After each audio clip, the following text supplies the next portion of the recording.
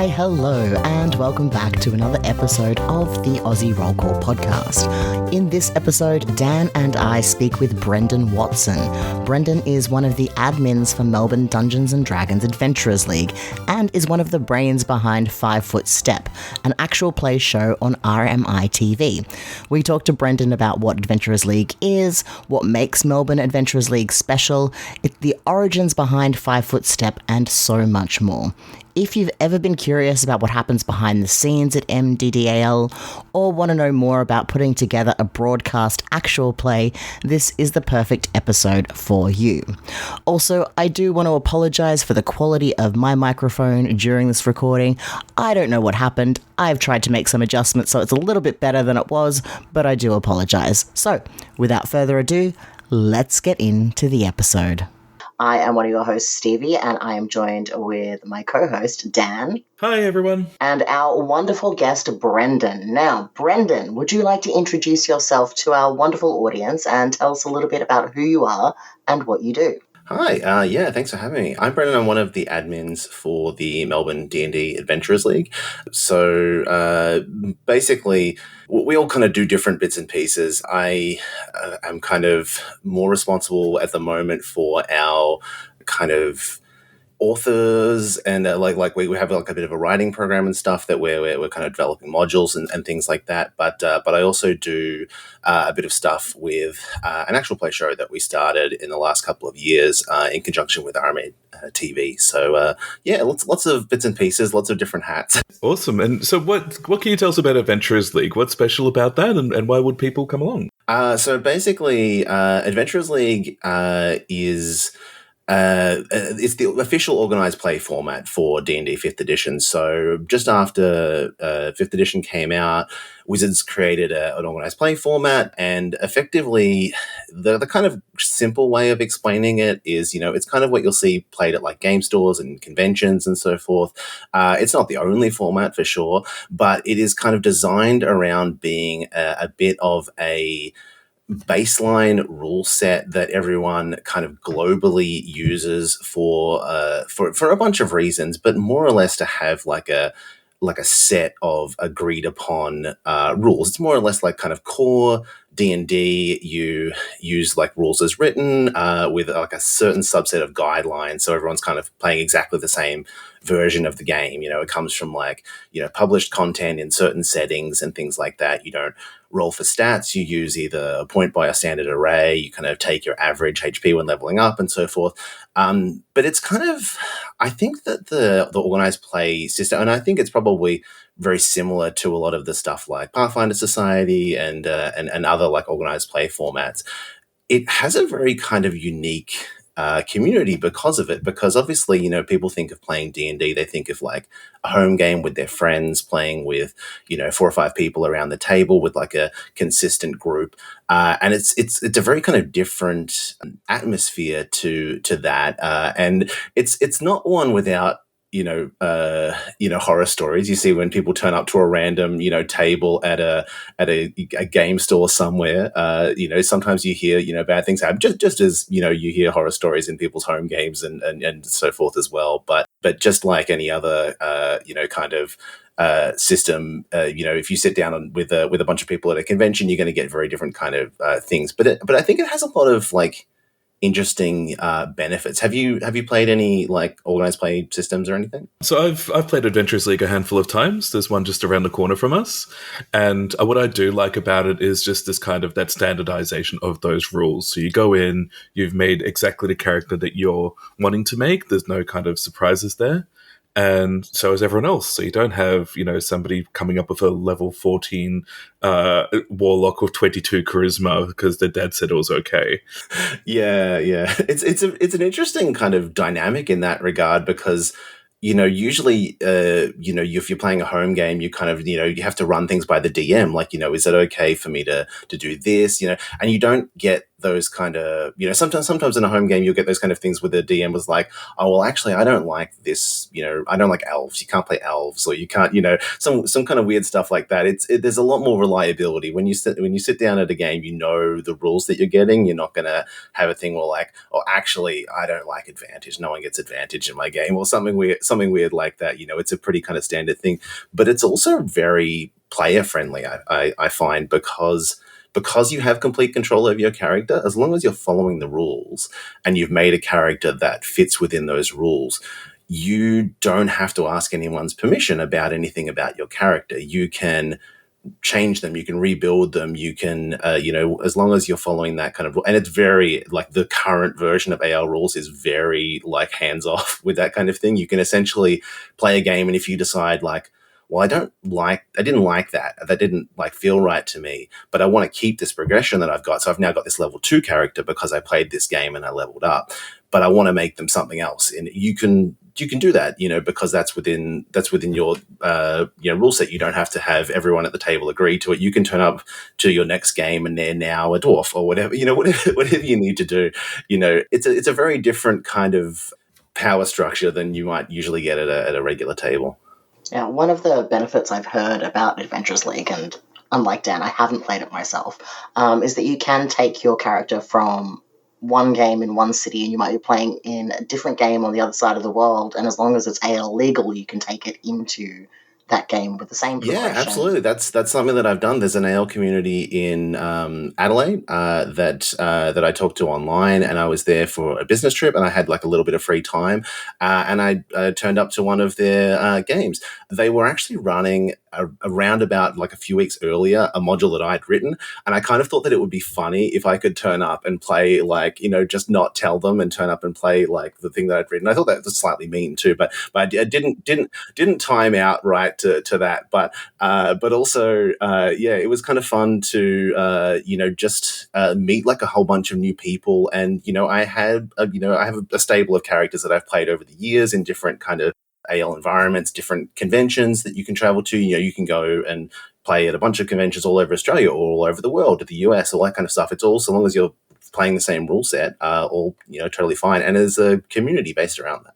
Yeah. And what about in non-English speaking countries, or is it just English speaking countries at the moment that AL? There definitely are some communities in some other countries playing it for sure. I know that there is some kind of South Asian countries and so forth. There are some kind of communities and things. I don't know how. I know that, like, I've played at Singapore online tables, but they did kind of put all of us English speakers together on the same kind of table because that was a little bit easier than kind of going in between different things. But we have people in the community who played in the Philippines, and there's definitely some countries where it kind of nominally exists, but there isn't a big scene. Yeah. And I guess, what can you tell us about your RMITV project, 5 Foot Step? Yeah, so we, as like Melbourne D&D Adventurers League, run like a lot of stuff at the conventions, like we talked about. Like we just did Conquest. I think we were all there, probably. Yeah.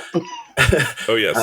I meant to come and have a chat with you guys during the weekend, and it just didn't happen. I kept seeing over in the corner. I'm like, I should go and introduce myself. I know I'm going to be talking to you online in the near future, and it just timing didn't work out. We're all very busy, but at PAX a couple of years back, we had someone from RMITV come and have a chat with us about like the concept of doing a bit of an actual play show, and at the time, it kind of developed kind of naturally into like, well, what can we do that's kind of interesting and unique? Because at this point in time, there are, I think, something like 20 million D&D actual play shows.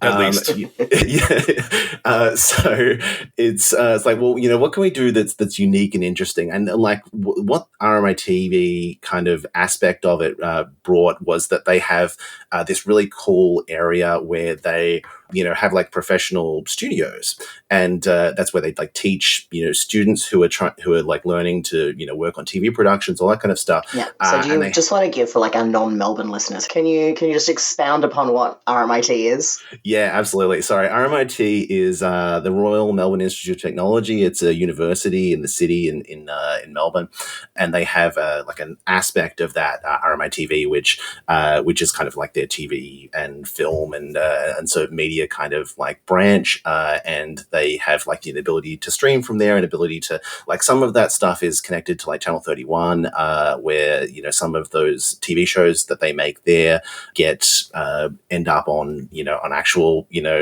I don't know actual TV, but there's so many actual digital channels and stuff like that now. But Channel 31, real broadcast TV, real broadcasting, none of this streaming Twitch nonsense. Yeah, that's it. But they have some pretty cool kind of setups, and one of them is like a full like green screen setup, which is really kind of trippy to kind of get to be inside, just totally kind of surrounded by like a green screen. And they were like, what if we did an actual play show like with a virtual set?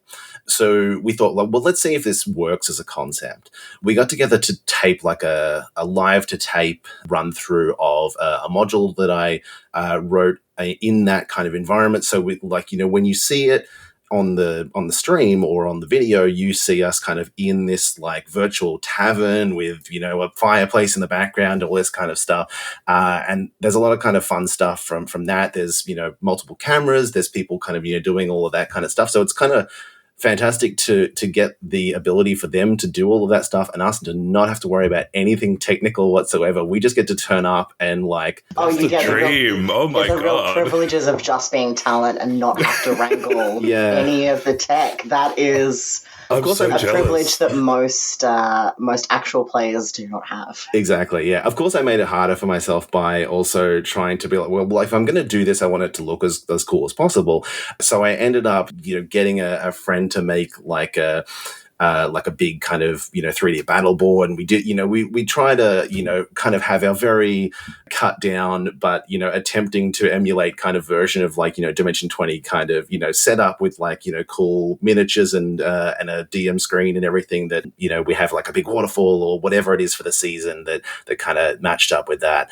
But I think kind of harkening back to what I was talking about with like the organized play and Adventurers League and stuff, we thought like doing this as Melbourne D&D Adventurers League, like what can we do that makes it specifically like an AL thing that's also still interesting to watch? So it's kind of a tricky balance to find, because one of the things about that is that you get to play with a bunch of different people regularly, and you have like different DMs and stuff. So we have rotating DMs on the show.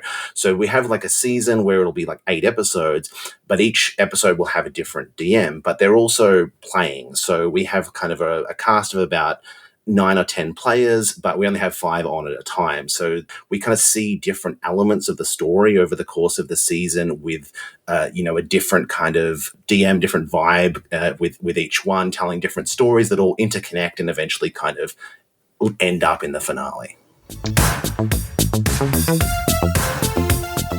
Hi, my name is Bonnie. Bonnie, what's your best gaming table snack? Anything that's not too messy. Nothing too messy. Excellent. Popcorn. Mm-hmm. Easy. And what's your favorite dice, either set or a type?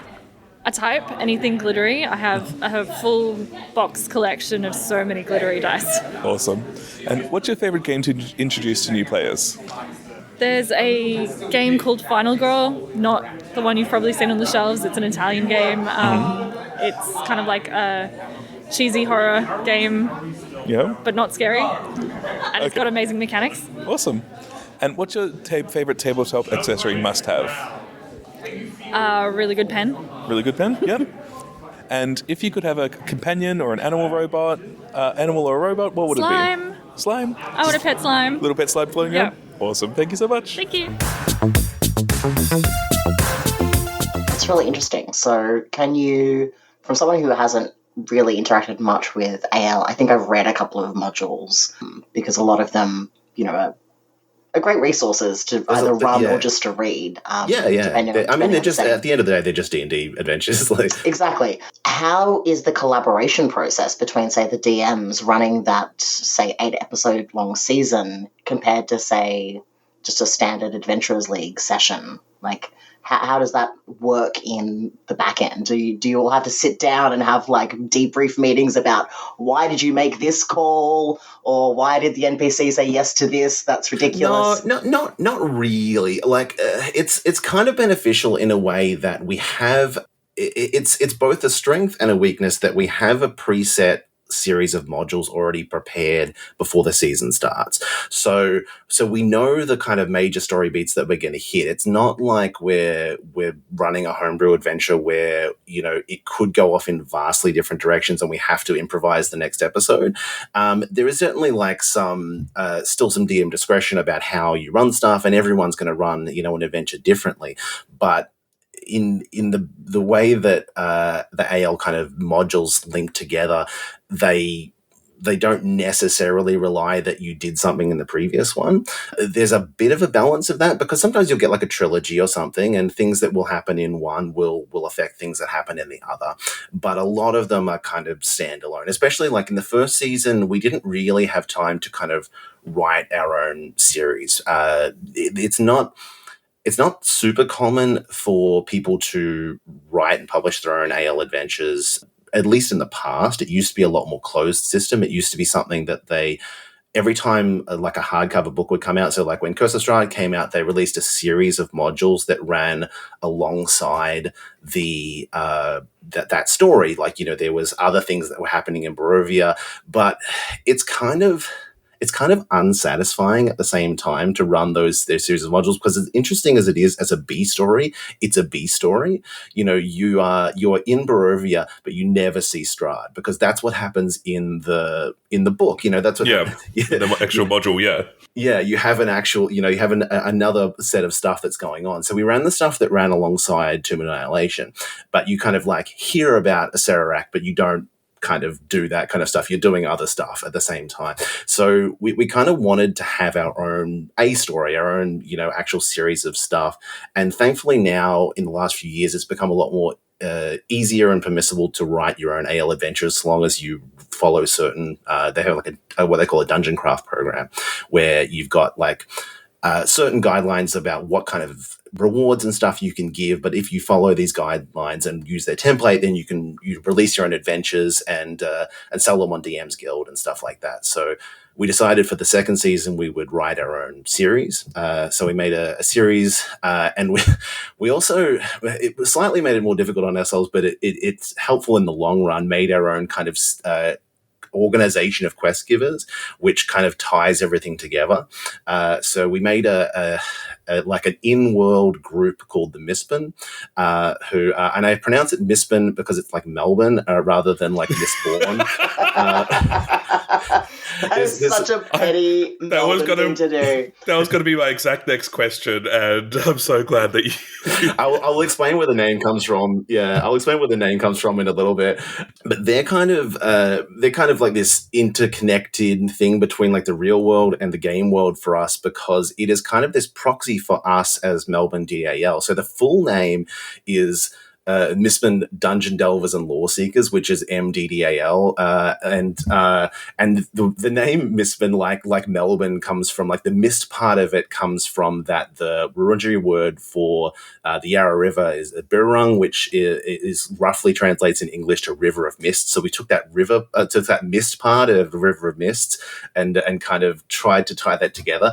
It's really hard to come up with a name that sounds like it actually could exist in like the Forgotten Realms, but doesn't, and links to a real world thing, but doesn't sound silly. Like, I think you pulled it off. I'm a fan of the name. It wasn't easy, I will say. It was a long process to come to that, but thankfully to all the people that kind of put the work into that, I feel like we kind of, you know, we wanted to pay some kind of tribute to Melbourne as a place and where we're from and our community and everything, without it being something that like you look at and kind of go, well, that doesn't look like it really should exist in the same world where all these real world factions like the Harpers and the Zentarum and stuff like that exist in D&D. We wanted it to be like, well, this is a practical other faction that you know can be our quest givers. But we did the kind of hard yards of that, and now anytime we write stories within our kind of setting, we can integrate these characters. And a lot of the characters that are quest givers are like retired characters that we've played previously in like old games and stuff.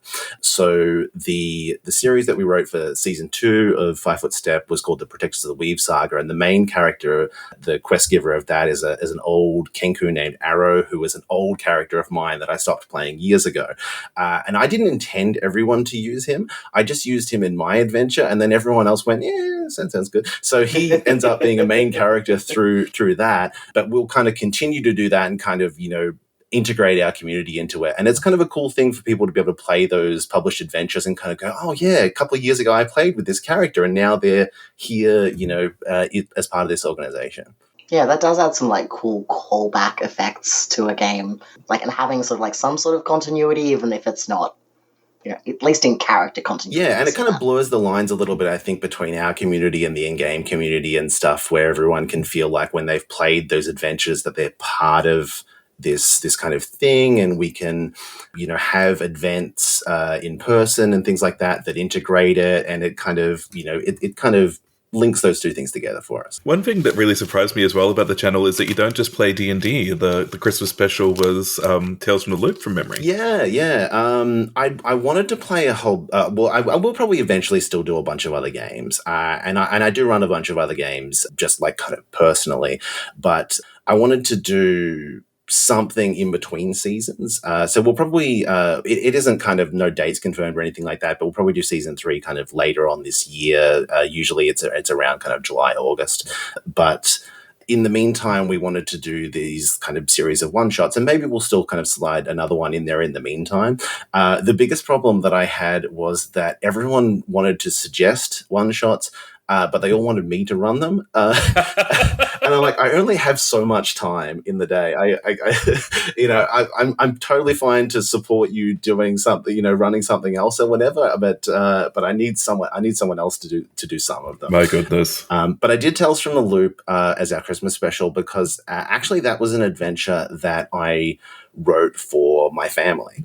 So we grew up in like country Victoria in kind of Shepparton and Mooroopna area, and I based it. I don't know how much you know about the Tales from the Loop game, the setting or anything like that. Stranger Things-esque. There's a weird company doing weird things, and all the adults are really weird about it.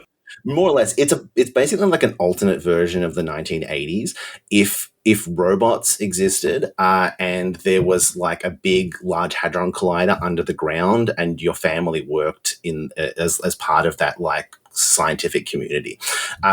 So the premise was that Australia had a loop, which was like the underground kind of particle accelerator loop, and it had been built under the town of Mooroopna in country Victoria, and it was kind of alternate version of the 1980s where the people had moved into town and to be part of this kind of thing, and kind of weird things happen. It's, as a game, like you play as kids, you play as like I think 9 to 15-year-olds, and it's kind of like playing like the Goonies or something like that. It's very vibes based. It's very like you're playing a family adventure kind of thing. It's like E.T. or the Goonies or something. So, you can't just go to an adult and go like, weird stuff is happening, help me get the police or whatever. Like, you've got to kind of, no one believes you, no one has time for you. You've got to solve the mystery yourself. So I'd run that I wrote that and ran that for my family for Christmas. A lot of them hadn't ever played like a role-playing game before. So that was a kind of fun way to kind of introduce the concept to them by giving them all of these like cultural touchstones of like our youth together and everything. So that was kind of a fun thing. But I thought, well, I've already got this kind of written. Now that I've run it for my actual family, I'll run it for my 5 Foot Step family. And we did like a Christmas Tales from the Loop as well. Very cool. And I mean, between all these games, this might take a bit of thinking, but do you have a favorite gaming memory at all for all that you've done?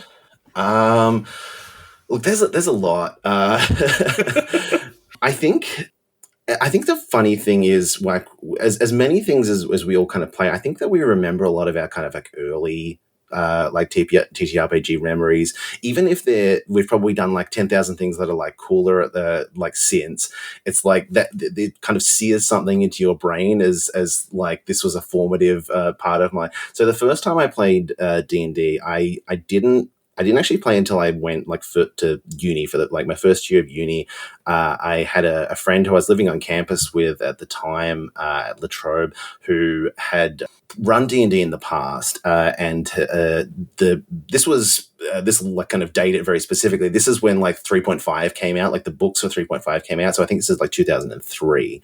And he's like, I've run, the old edition. This book just came out. I just paid for it. I want to get my money's worth out of it. Do you guys want to play D&D for the first time?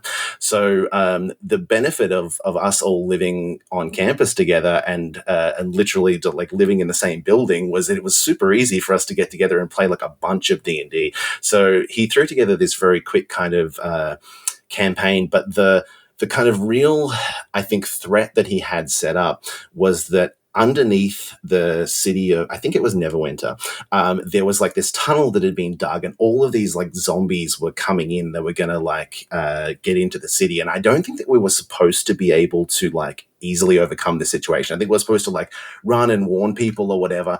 But we had a paladin or a cleric or someone in the party that had the ability to like turn undead and just push them back against each other. And he just made this like one single long line of zombies that was like, 1,000 zombies long. And they just kind of like pushed back against each other and couldn't get anywhere. And then eventually we just kind of closed up the tunnel. And it's like, well, I guess that's kind of broken my campaign, but well done. We'll come back and try and work out what to do with this next. And we never played again. You broke him. That, friends, is how you win D&D. That's how you win D&D. And it was advanced. Yeah, I don't know even like in the rules if that worked at the time or anything like that. That was obviously my first experience with, and I've never really kind of looked back and kind of gone, maybe I would have run that differently.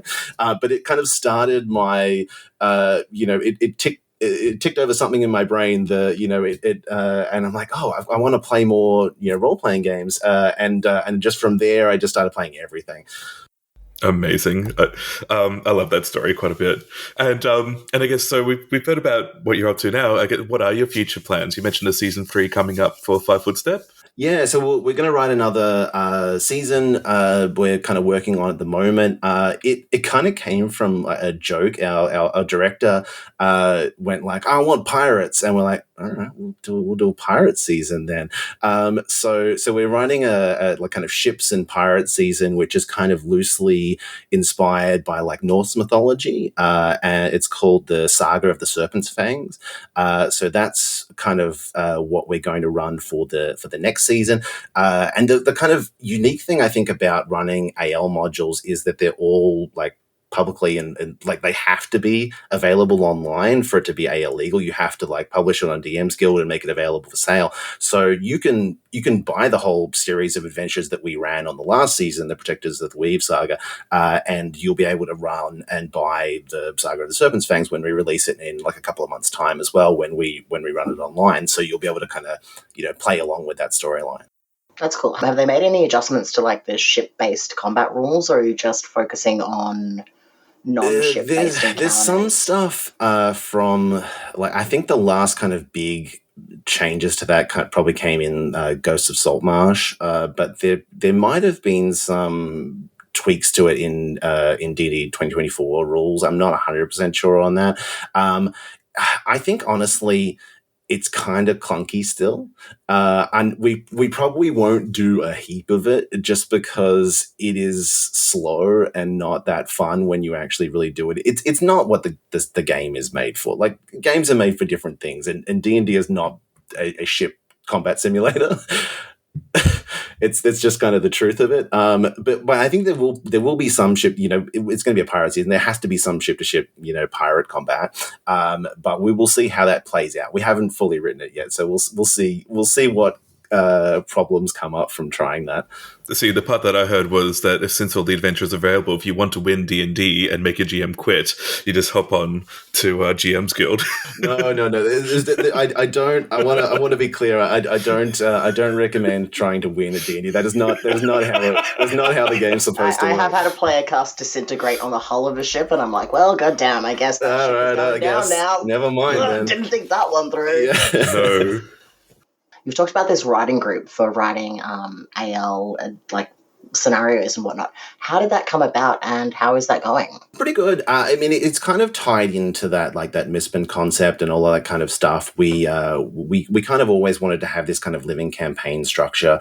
A part of that is because of like early days of AL, like the first kind of few years that it existed, there was a lot more kind of community input from like Wizards of the Coast and stuff. They had a lot more programs that they ran where you could add events like alter the storyline and have things that you did at a convention or whatever would change, an upcoming season. There were a lot more factions that you could be involved with. There was a lot more interactivity. It's kind of they've kind of stepped back a little bit from a lot of that stuff now. But so we wanted to try to kind of replicate, at least to some degree, some of that, and have our own little kind of living campaign. It's like, well, if they're not going to do it, we'll kind of do our own thing alongside that. But to do that, to part of that had to be, we have to create some like adventures of our own. We have to have our own kind of stories and NPCs and places and things like that kind of works alongside that. So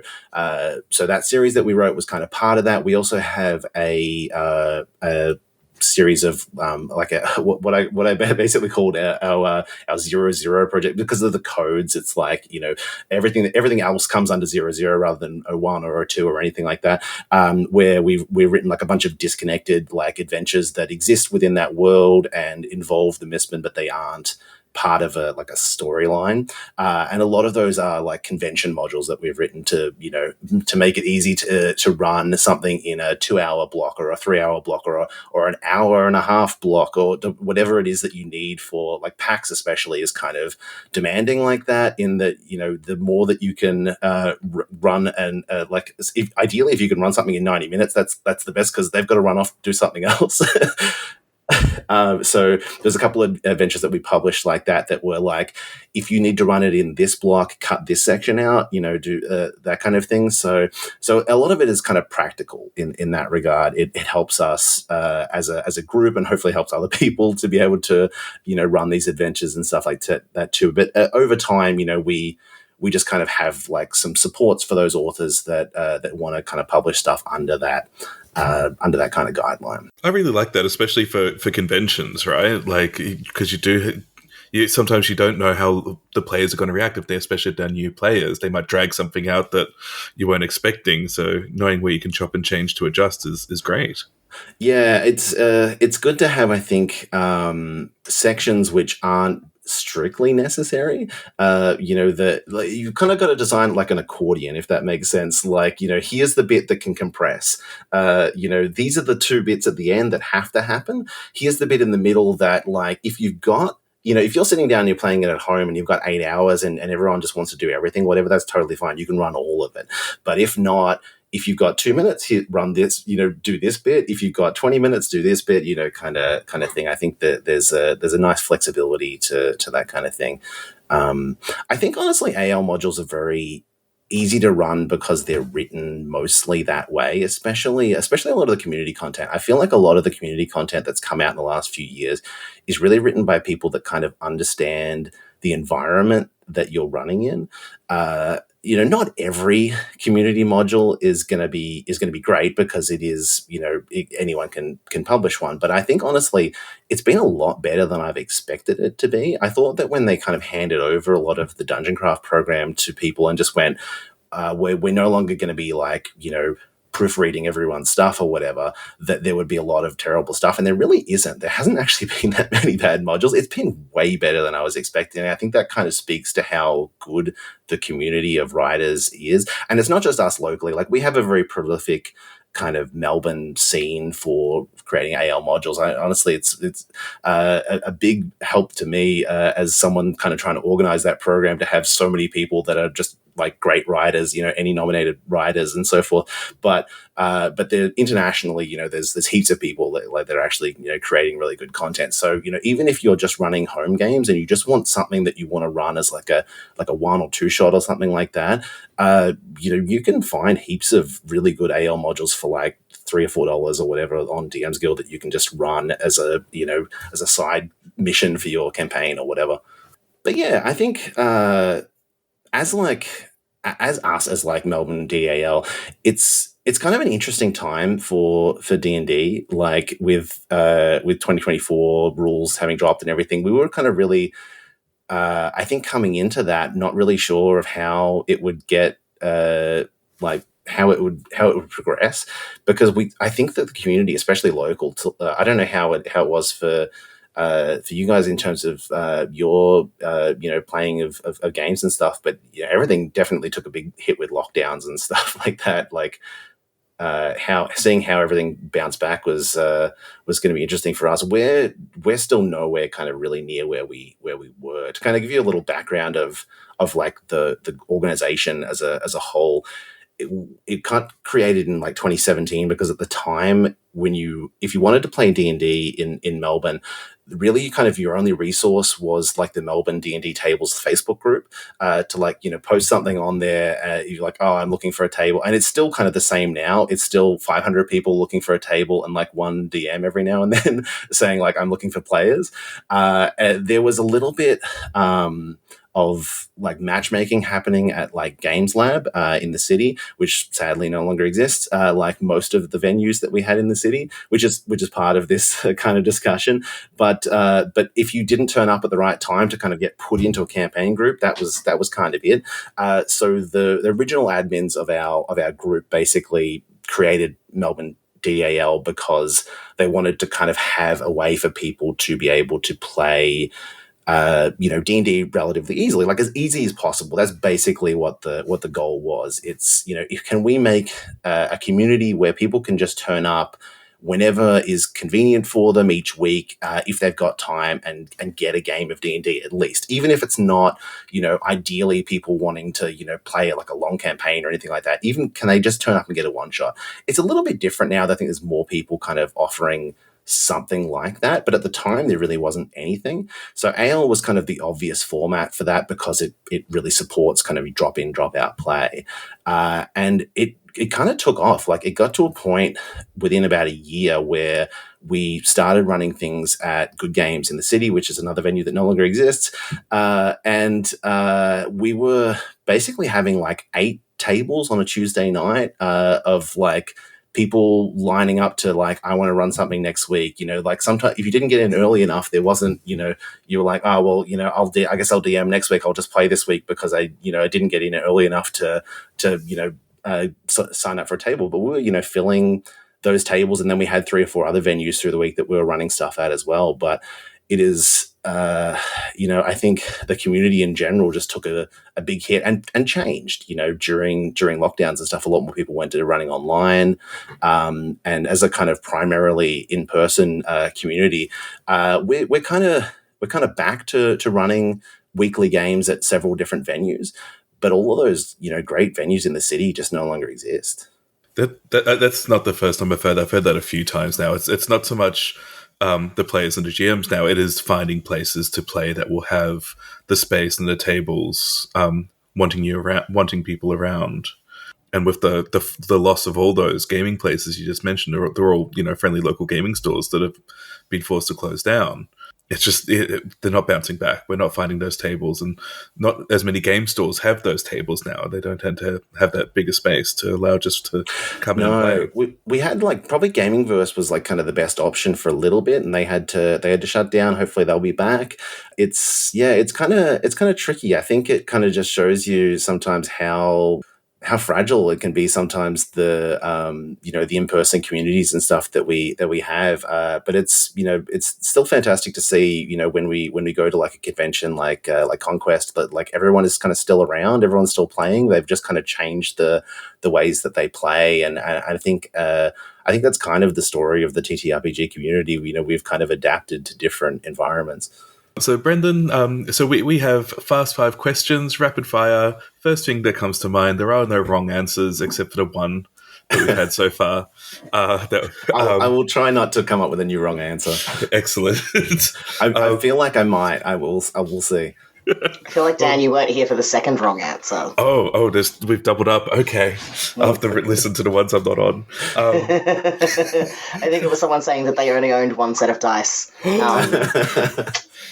No, I was there and I was shocked. But for Brendon, the first one, best gaming table snack. So you're about to hit play. What do you bring out? So my home group had a tradition for a little while, and I will couch this by saying that this isn't the best, but it was the most fun option. When you go to like the supermarket and they have those really weird chip flavors that only exist for like a month, that they've made, that have like they've decided like, oh, we're going to try out this strange kind of tomato sauce in a hat, like chips or whatever it is that week that doesn't make any sense, but you're like, all right, we're going to buy that one. It's usually on like super reduced special because they bought a bunch of it and they can't get rid of it. So you can get it for like super cheap, and everyone just has to like try the weird chip flavor.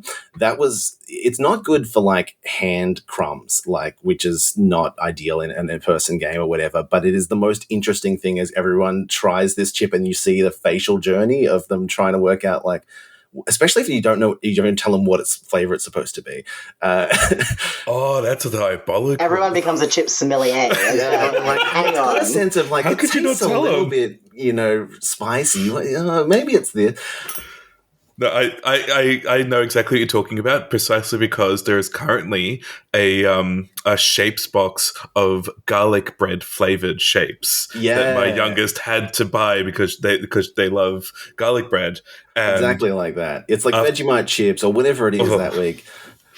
Yeah, no, I love it. It's more of a tradition. It sounds like. Yeah, from a practical standpoint, though, I actually like lollies and snakes and like those are much more practical, but not as fun. Excellent. Now, the next question, favorite dice. So that can either be a particular size or shape of dice, or if you've got like a particular set that you love to use. I actually really like this is more of a size thing. I actually really like those big chunky D20 dice. They're just so satisfying to roll. You just get this big, not even like, they don't have to be heavy. They don't have to be like most of them are like not as heavy as those metal dice. But there is just this like, especially if you can get one that's got like something moving inside or whatever, and you get to really kind of shake it up and roll it, because especially as a DM, you get to roll it in front of the table for something important and everyone can see the result immediately because the dice is huge. That's my personal favorite. Excellent. What's your favorite game to introduce new players to? So we did talk about a little bit earlier. I think actually Tales from the Loop is like a really good system for beginners. It has kind of a similar vibe to like Kids on Bikes and stuff like that, but it's like a D6 pool system. So it's much easier to if you've never played a game before, like familiar with like, roll these and you need at least 1 6. That's the here's a handful of dice, which is really fun to roll. Here's 8 D6s. You need to get a 6. And that's kind of the basis of the whole system. Excellent. Now, so just imagine, so you're at your table, you've got your half a dozen bowls of weird chips, you've got your giant chunky dice, and you're about to start a new game. What accessory or other tabletop must-have item do you feel you need to have, either as a player or as a GM?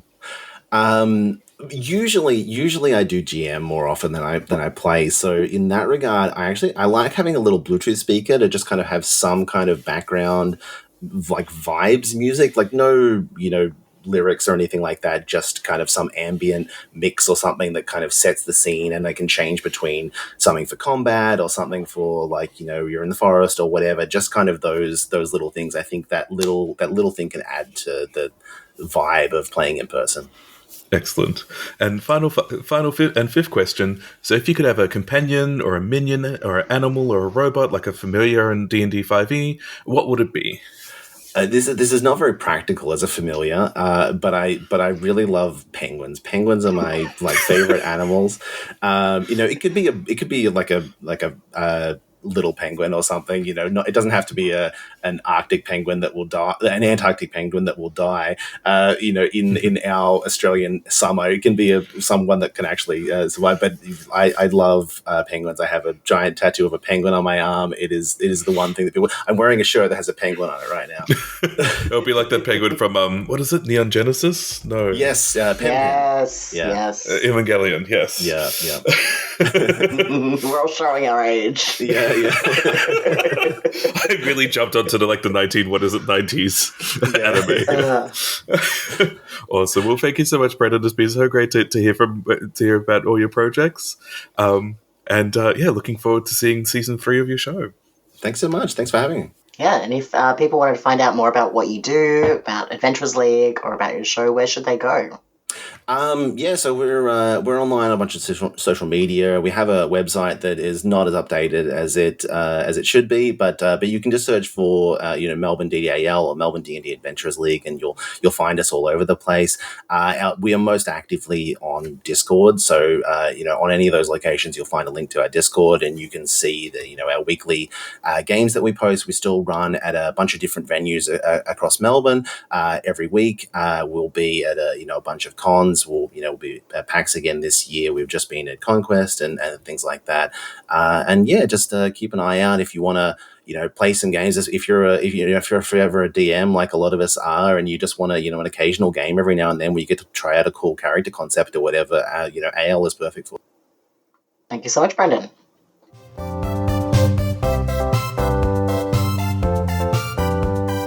Let's get into some news. So my first announcement is about crowdfunding, and this is about a Mouse Ritter campaign setting that is going to be going live in its crowdfunding campaign in November. So there's still plenty of time, but you can sign up to get all of the deets about that for when it goes live. It is called Rolling Coast. And to give you a little bit about this, Rolling Coast is an amusement park campaign setting for Mouse Ritter. It is a sandbox of adventures within the commotion of an operational amusement park. So watch out for those inquisitive toddlers. This is an open world campaign setting with no true narrative flow, so game masters can make it their own. That said, there is an overarching theme, changes coming, and it might spell disaster for both mice and everyone else. Each settlement, location, and adventure site found within this book is connected and has implications for all the others. One brave choice can lead to favor and success in your future, but a reckless decision can upend all you've worked towards. This setting has a lifespan, and your mice hold its length in the grip of their paws. This campaign setting is by Manor Dawn Tabletop and 10 Acre Games, and I will put the link to where you can find out more about the setting and the campaign in the show notes. In brand new game news, Sussa Lestrange, who we had on episode 12 to talk about her gaming cafe pause menu, has published a Call of Cthulhu scenario called My Lucky Dice. It's the 1920s and life is looking good. Your gang leader has just died, leaving a hidden safe in a gambling house ready for you and your inner circle to break into. You have it on good authority that it is a life-changing amount of money. This is only made easier by the fact that everyone on the job has been in the gambling house before. What should have been a straightforward job turns out to be anything but, as the oddities of the house and the secrets of your fellow thieves fill you with unease. Just how much can you trust your inner circle? How much can you get away with? Can you get away at all? And finally, in game news, Ray has released a new microgame called Seeking the Wisdom of the Scavenger King. This is a bird-watching LARP where you will explore the environment around you while pretending to be a lost little bird. I will put links to both that Call of Cthulhu scenario from Sasa, as well as Ray's brand new birdwatching LARP in the show notes. And that is all the news I have for this week. Some people have been asking us what the best thing they can do is to support the podcast. And honestly, it's rating and reviewing it wherever you're listening to it. It really does help us reach brand new audiences and other listeners just like you. TTRPGs are for everybody, and we want to reach as many people as possible. No matter where you're from, we want you to be part of the discussion, part of the roll call here at Aussie Roll Call. This podcast is produced in affiliation with the Australian roleplay community. If you'd like to join the ARC community, head to arcrpg.org, where you'll find a link to our vibrant and inclusive Discord server. Your hosts have been Kate O'Sullivan, Dan Machuca, and Stevie Schaefer. Cover art by Helen Graham of Juimon Studios. Title music is Sweet Sunday Groove by Slailkey. Interstitial music is Newer Wave by Kevin MacLeod, used under a Creative Commons 4.0 license. Production by Stevie Schaefer.